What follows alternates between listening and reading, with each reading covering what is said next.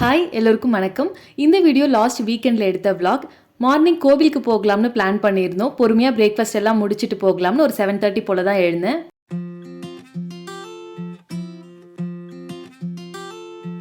Morning பிரேக்ஃபாஸ்ட்டுக்கு தோசை, பருப்பு கடைஞ்ச சாம்பார் வைக்க போகிறேன்.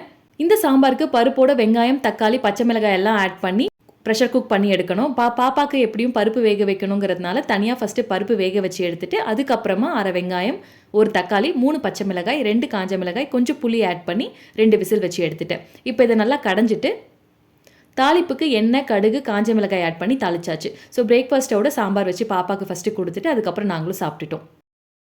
பருப்பு வந்து கொஞ்சம் எக்ஸ்ட்ராவாக வேக வைக்கிறதுனால டேஸ்ட்டு கொஞ்சம் டிஃப்ரெண்ட்டாக இருந்த மாதிரி இருந்துச்சு. பட் தாளிச்சதுக்கப்புறம் நல்லா தான் இருந்தது.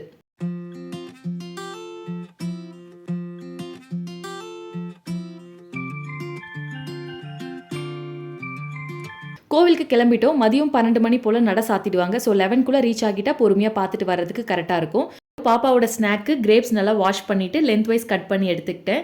இப்போ வரைக்கும் பாப்பாவுக்கு ஃபுல் கிரேப்ஸாக கொடுக்கறது இல்லை, ஏன்னா சோக் ஆகிறதுக்கான சான்சஸ் இருக்குது. அதனால எப்போவுமே கட் பண்ணி தான் கொடுத்துட்ருக்கேன். அப்புறம் கொஞ்சம் பொரி, கடலை இதையும் மிக்ஸ் பண்ணி எடுத்துக்கிட்டேன். இன்னைக்கான அவுட்ஃபிட் இந்த ட்ரெஸ் தான். இது ஃப்ளிப்கார்ட்டில் வாங்கினது. இதோட ப்ரைஸ் நான் வாங்கினப்போ 700 to 800 அந்த ரேஞ்சுக்குள்ளே இருக்கும்.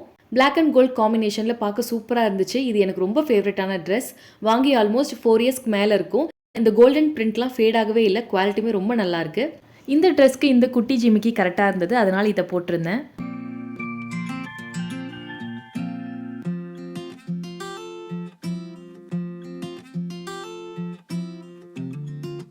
இந்த கோவில் வந்து கிருஷ்ணகிரி மாவட்டத்தில் இருக்குது. இங்கே நிறைய கோவில் வந்து மலை மேலே இருக்கும். இதோட வியூவே சூப்பராக இருந்துச்சு பார்க்குறதுக்கு.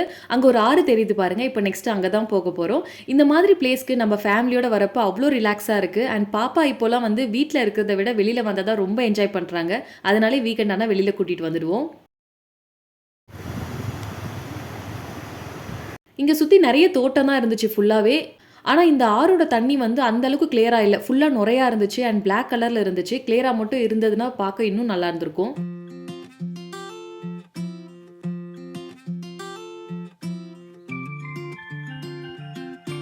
வர வழியில் மில்க் ஷேக் குடித்தோம். எப்போவுமே வெண்ணிலா மில்க் ஷேக் தவிர வேறு எதுவுமே ஆர்டர் பண்ண மாட்டேன். சரி, இந்த டைம் புதுசாக ஏதாவது ட்ரை பண்ணலாம் அப்படின்னு சொல்லிட்டு பலாப்பழ மில்க் ஷேக் ட்ரை பண்ணேன். டேஸ்ட்டு ரொம்ப நல்லா இருந்தது. பட் ரொம்ப ஹெவியாகவும் இருந்தது. அதனால சுத்தமாக பசிக்கவே இல்லை. சரி, சிம்பிளாக ஏதாவது சமைச்சிக்கலாம்னு லெமன் ரைஸும் பொட்டேட்டோ ஃப்ரையும் பண்ணேன்.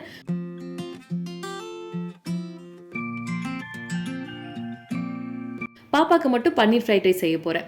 இதுக்கு கடாயில் 2 பல்லு பூண்டு, அரை வெங்காயம், 1 டேபிள் ஸ்பூன் துருவின கேரட் சேர்த்து நல்லா வதக்கிட்டு, கேரட் கொஞ்சம் வெந்ததுக்கப்புறம் சாதம் ஆட் பண்ணி நல்லா மிக்ஸ் பண்ணிவிட்டு கொஞ்சம் பெப்பர், சால்ட், பன்னீர் ஆட் பண்ணி 2 நிமிஷம் லோ ஃப்ளேமில் நல்லா மிக்ஸ் பண்ணி எடுத்துட்டா ஃப்ரைட் ரைஸ் ரெடி.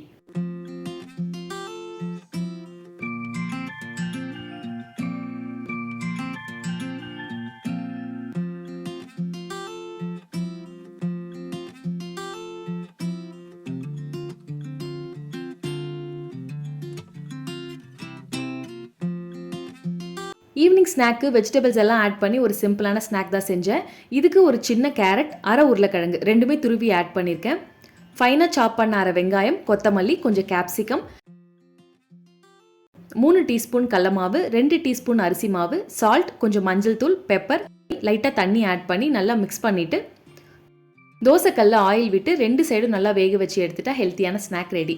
இதில் எங்களுக்கு எக்ஸ்ட்ராவாக இன்னும் கொஞ்சம் பெப்பர் ஆட் பண்ணி சாப்பிட்டுட்டோம்.